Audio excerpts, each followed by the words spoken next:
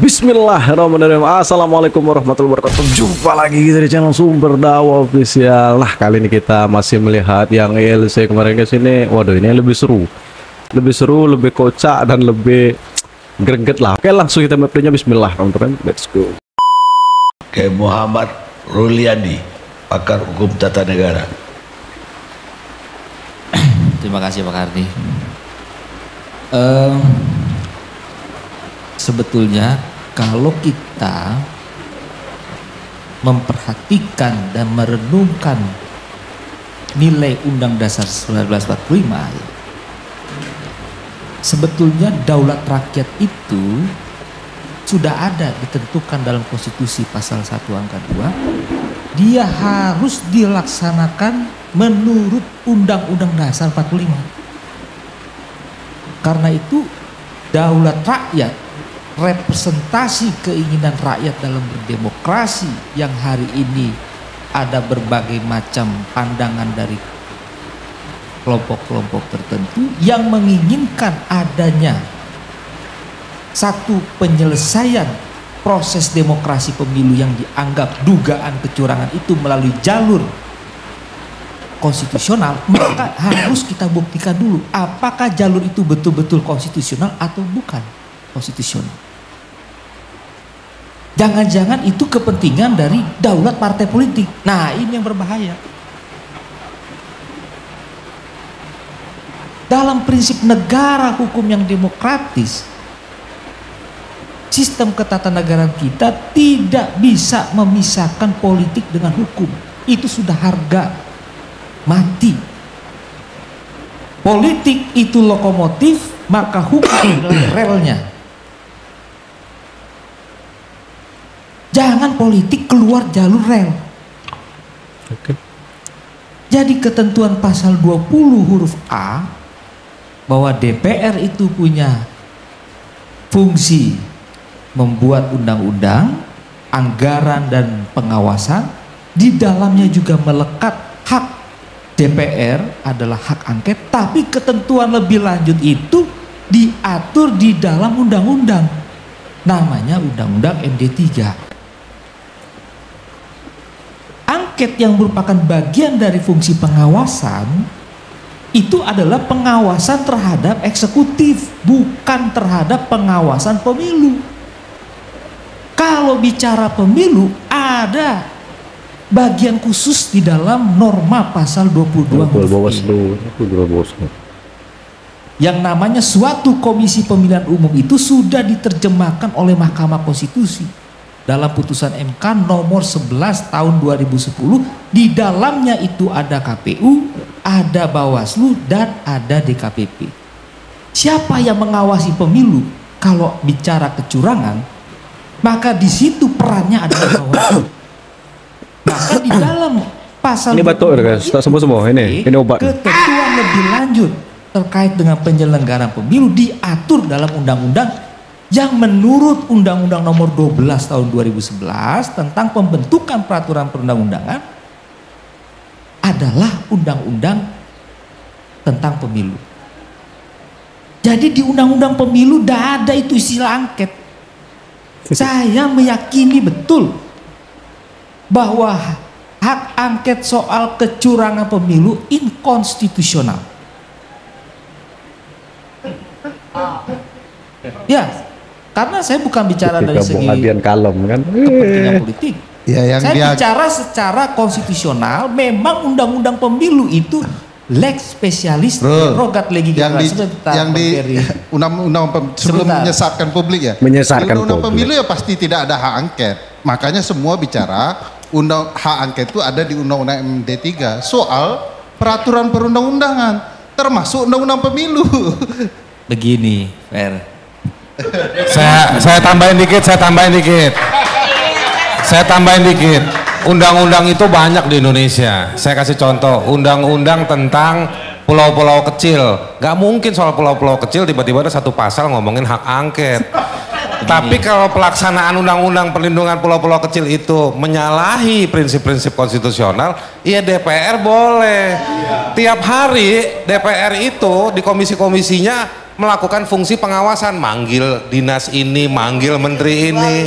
Itu fungsi pengawasan. Puncak fungsi pengawasan adalah hak angket salah satunya. Begini. Jadi kalau semua undang-undang diminta mencantumkan hak angket, ya kita pesankanlah kepada para legislator ini nanti ke depannya setiap bikin undang-undang harus ada kata-kata hak angket. Undang-undang kesehatan ya. Gini, sebentar.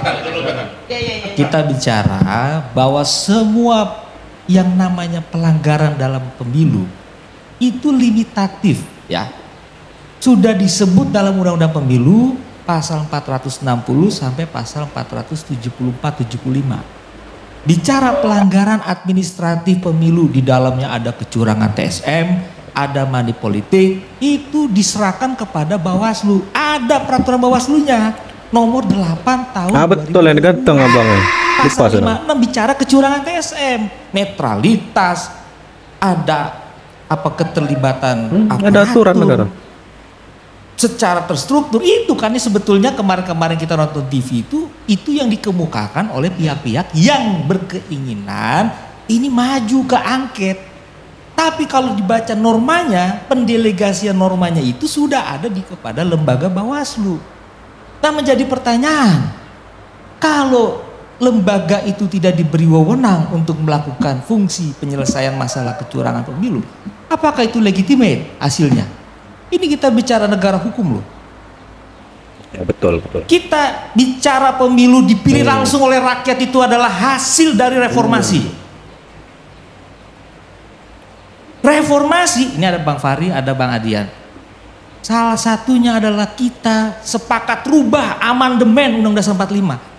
Di situ kita ingin menata sistem ketatanegaraan kita yang lebih baik.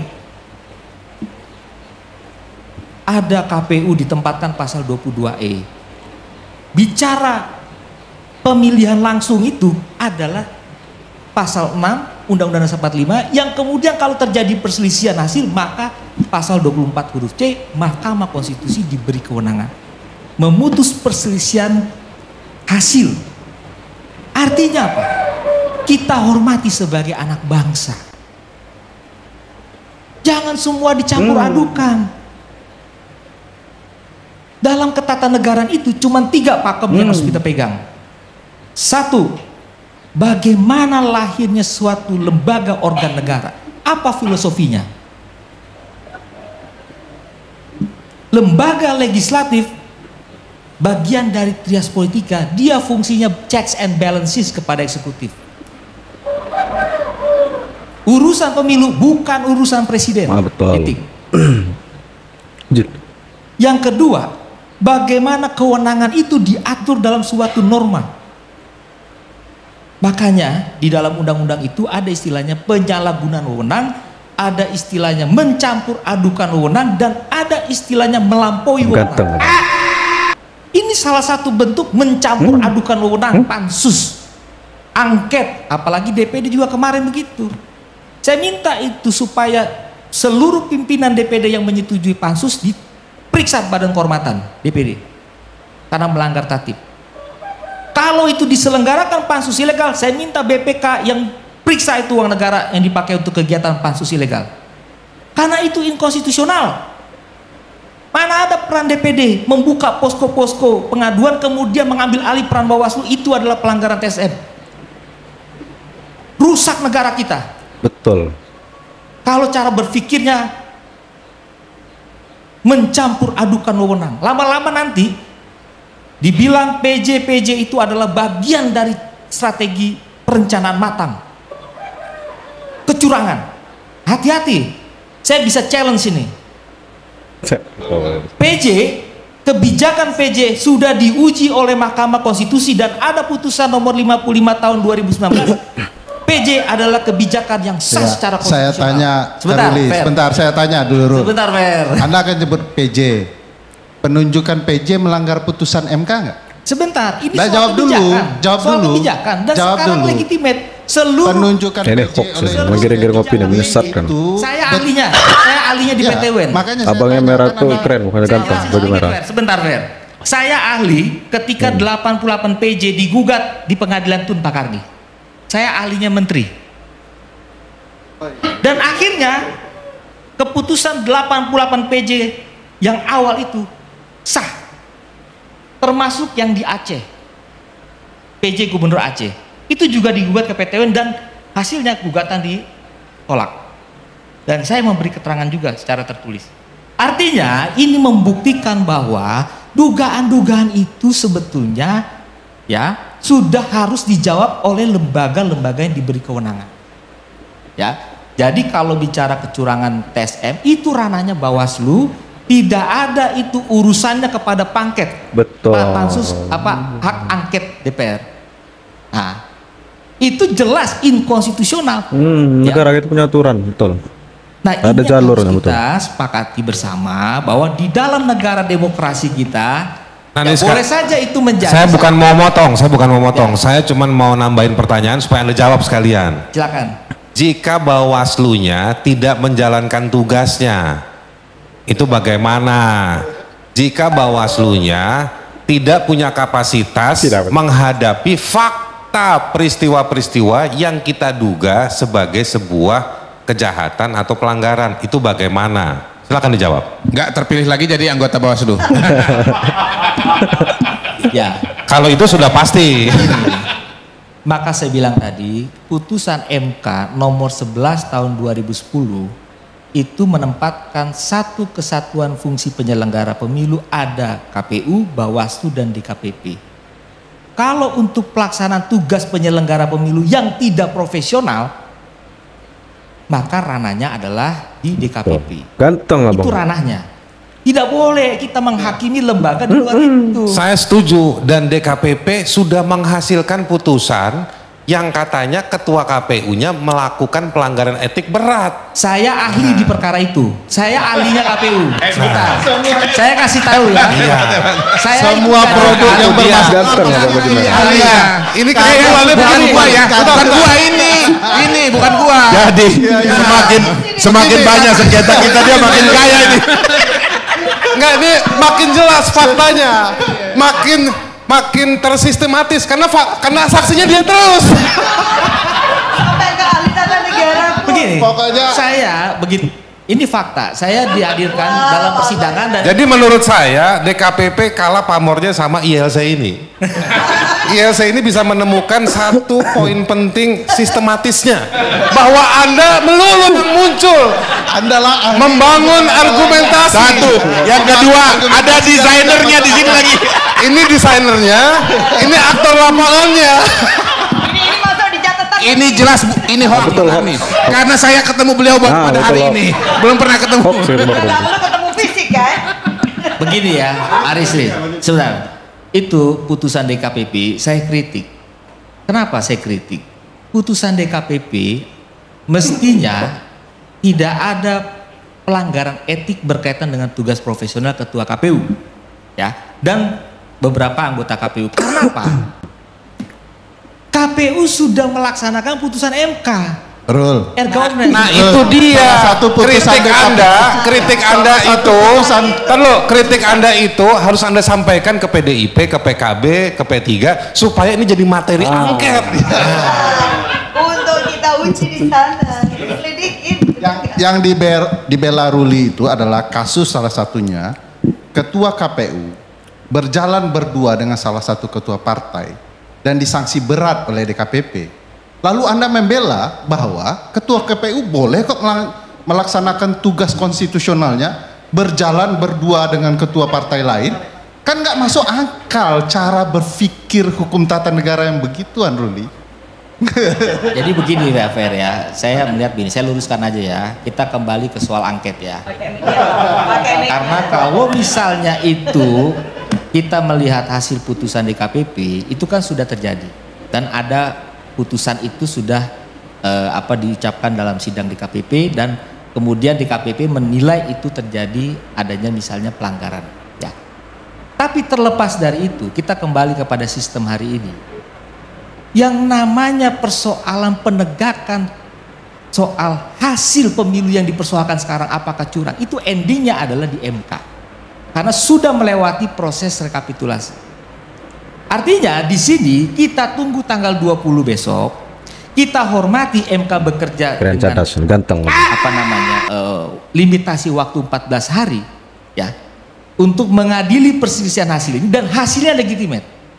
Karena kalau itu kita benturkan dengan yang namanya framing politik itu dibangun, angket itu harus berjalan, kemudian hasilnya juga diberikan satu rekomendasi, tetapi kemudian ketika diadu mana yang legitimate, ini rakyat akan bingung menurut saya. Jadi artinya kita tidak ada lagi marwah negara hukum itu, tidak ada kepastian hukum, tidak ada keadilan hukum, dan tidak legitimate, dan itu akan buang-buang waktu sebetulnya ya. Bukan soal ada partai yang memang sudah berusaha untuk meyakinkan ini adalah bagian dari aspirasi masyarakat ya, untuk membongkar suatu dugaan adanya katakanlah kecurangan. Itu bukan soal adanya partai setuju 1-2 orang kemudian tanda tangan 7 orang dari PKB, 1 dari PDIP. Saya tidak masuk ke arah sana. Tapi lebih pada hakikatnya, apakah lembaga itu berwenang atau enggak? Ah betul. Ganteng Itu, Abang. pandangan Bang saya, Ruli Pak ganteng. Boleh saya sampaikan sesuatu Bang Karni? Pertama, subjek dan objek hukum yang kami bicarakan soal angket berbeda dengan cerita Ruli.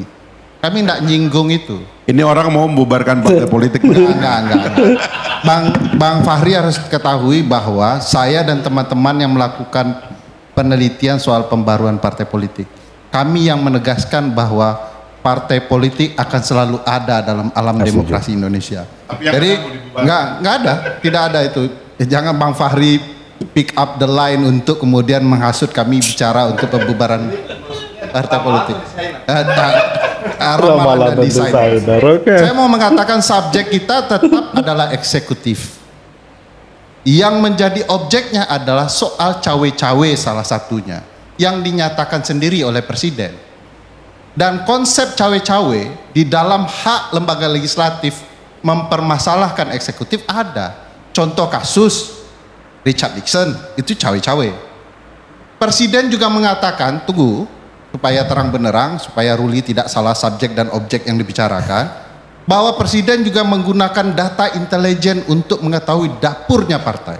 Itu juga objek, karena dalam kasus Richard Nixon juga menggunakan intelijen untuk kepentingan pemilu dan cawe-cawe urusan partai. Jadi kami tidak bicara ke arah yang lain, Ruli. Bicara khusus peran eksekutif, dan itu diperbolehkan menurut konstitusi dan undang-undang MD3. Ya, soal apa? Kan soal pemilu kan? Cawe-cawe kan pemilu kan itu melalui undang-undang pemilu, Ruli. Ya kalau judulnya soal pemilu, semua publik sudah tahu ini angket judulnya soal pemilu. Iya, tapi kan tidak bicara hasil, itu tempat lain. Iya, tapi kan soal materinya, keterlibatan netralitas ini, iya, itu yang harus dikungkap. Presiden tidak boleh menggunakan kekuasaannya. Anda baca baik-baik soal angket pasal 79, 199, ini undang-undang bukan perbawaslu. Lebih rendah itu. Pasal 460 pelanggaran TSM itu diserahkan kepada Bawaslu dan diatur dalam Bawaslu. Ini bagaimana soal peran Bawaslu, tapi peran lembaga legislatif. Perhatikan bedanya. Satu, peran lembaga legislatif mengawasi perundang-undangan. Satu, peran Bawaslu dalam TSM administrasi. Dua hal yang berbeda. Saya kasih jalan keluar Bang Karni. Ya, saya kasih jalan keluar. Kalau ini adalah terkait dengan peran lembaga legislatif, tolong jangan legislatif yang sekarang, nanti aja. Oke. Kan sama aja kan? Kan yang menyelidiki. Ya sudahlah, Anda kan bilang ini nggak ada hubungannya dengan ini pemilu. Abang juga salah nih. Bilang aja bahwa yang ini ngawasin sekarang, bukan legislatif besok. Legislatif yang besok sama aja. Oh nggak bisa. Betul, ada dong. Investigasi. Legislatif sekarang tidak boleh. Investigasi terhadap Bank Senturi dilakukan betul, oleh sama aja, DPR. Boleh. Boleh. Ya udah. Ya makanya, jadi jangan sekarang, mendingan DPR yang akan datang aja. Yang mau sekarang kan DPR sekarang, Pak Abang yang ngatur gitu. Yang akan datang juga belum tahu. Nah guys, itu tadi dari apa itu LC kan makin seru pokoknya, makin panas. Itu saya yang apa itu saya salpok dengan kata-kata Bung Adian yang menjuluki Bung Kodari dan Bung Fahri gitu. Ada satu desainer, ada satu peramal. Jadi kalau kata abang yang baju merah tadi, Bung Ruli tadi betul banget pokoknya. Jadi negara kita ini menjadi punya aturan, negara kita ini negara hukum. Jadi harus ikut aturan yang berlaku. Jadi bukan dengan sewenang-wenangnya dengan memakai aturan apa itu hukum rimba, memakai cara-cara hutan. Nah betul, saya setuju banget dengan abang Ruli yang baju merah tadi guys. Parah. Tentunya untuk kita harus tetap jaga kawal kemenangan Bapak Prabowo. Jangan mau diadu domba, jangan mau dipecah belah, jangan mau disusupi dengan penyusup yang tidak jelas kira-kira. Dah, saya akhiri, semoga video tadi menambah informasi yang terbaru bagi kita. Wabillahi taufiq wal hidayah. Wassalamualaikum warahmatullahi wabarakatuh.